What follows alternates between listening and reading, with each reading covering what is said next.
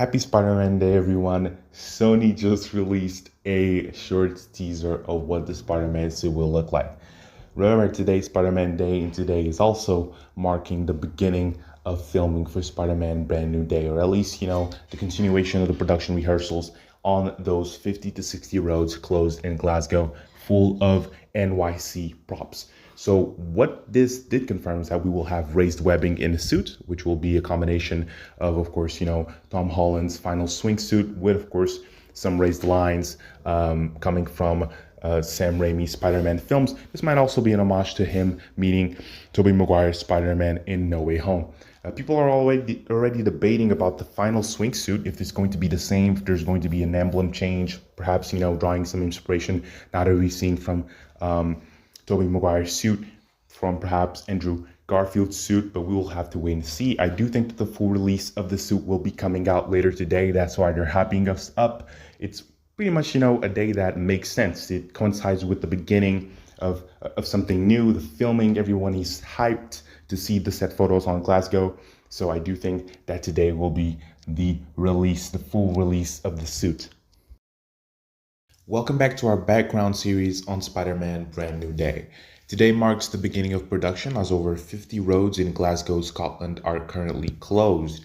Today the set opened at 5 a.m. to continue to organize and introduce more set props on Rothwell Street.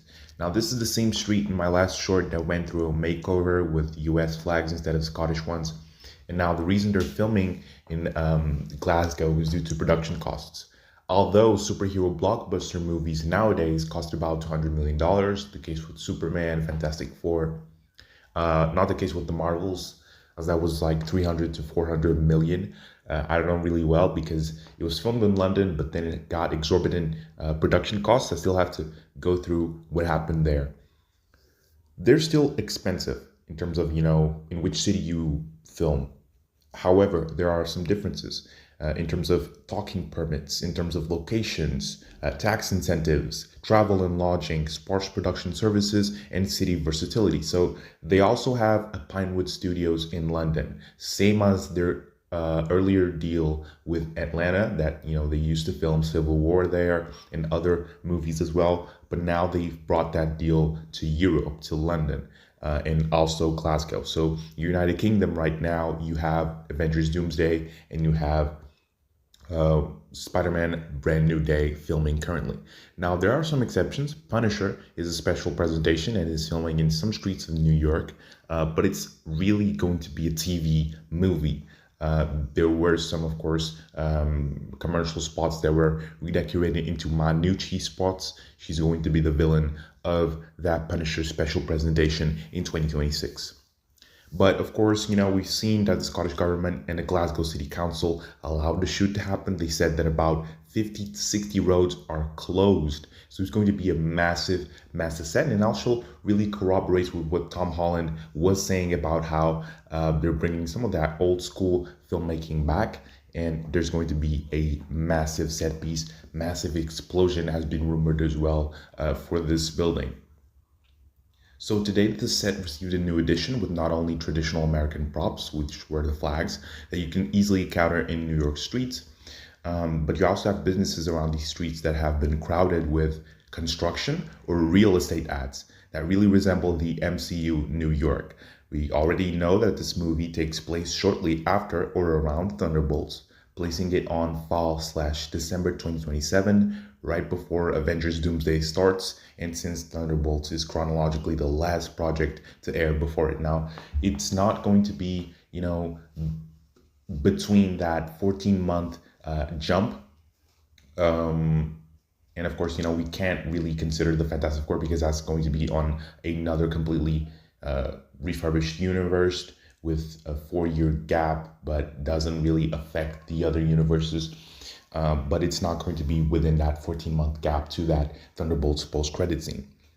We know that because of how TV and film don't coincide in Marvel Studios' new strategy to avoid homework-related issues and how Born Again ended, Season 2 will likely be shortly after the Kingpin martial law and right before the events of Thunderbolts in New York City, where the Void was born in that Avengers/Watchtower incident. So spoilers if you don't want to learn about what happens in this movie, but the lower demons, yes, Mr. Negative's gang are present in this film. Now there were some rumors behind the production design team that we were going to get like samurai-like outfits. There were going to be a lot of period wardrobes. But knowing that, Martin Lee has this Chinese ethnicity, there was only one option. Either they change it, of course, or Silver Samurai could have really shown up in this film. I'm really just now certainly more convinced with the set photo that Mr. Negative is going to appear. And I do think that it would be confusing to have, of course, Silver Samurai and then Mr. Negative at the same time. Unless, Shang-Chi, one of the rumors that has also been going on, that he might appear, given that the same director has directed Shang-Chi and The Legend of the Ten Rings. It's interesting because now we know that Mr. Negative might be behind the attack on Bruce Banner. In the first two acts, of course, something might happen to Professor Hulk, corrupting him into Savage Hulk. I actually theorized this before, giving truth and validity to the rumors online. Not only that, but the confirmation of Mr. Negative, as rumored by Daniel RPK's leaked casting call, is also interesting because he did suggest Silver Sable and Norman or Harry Osborn to appear, given the other 30 to 50 and 20 to 40 age gap casting calls. But in addition to these August 1 news, Tarantula and the trio supervillains that Disney presented in the Consumer Products Showcase are maybe confirmed to be in the film. Daniel Cretton was set to bring up, some multiple covers to life in Brand New Day. So not only, of course, the Brand New Day storylines with Mr. Negative and, everything that, Peter has gone on through, losing MJ in the comics to make a deal with Mephisto to bring back his haunt. And this was, of course, in One More Day. Brand New Day is a follow-up of that. And One More Day, some aspects were, of course, adapted to the big screen by No Way Home. What happens here is that two of those were posted by the production assistant in the film. Two of those, comic book covers that Destin Daniel Cretton is drawing inspiration from. Two of those featured Tarantula and Boomerang. So you can really see on that left corner these two characters. Now, people are thinking that given how it might not be like the Amazing Spider-Man 2, where they had 4 villains in one film, which were Rhino, Electro, the Green Goblin. These characters are recurring and these characters are going to be the main role players.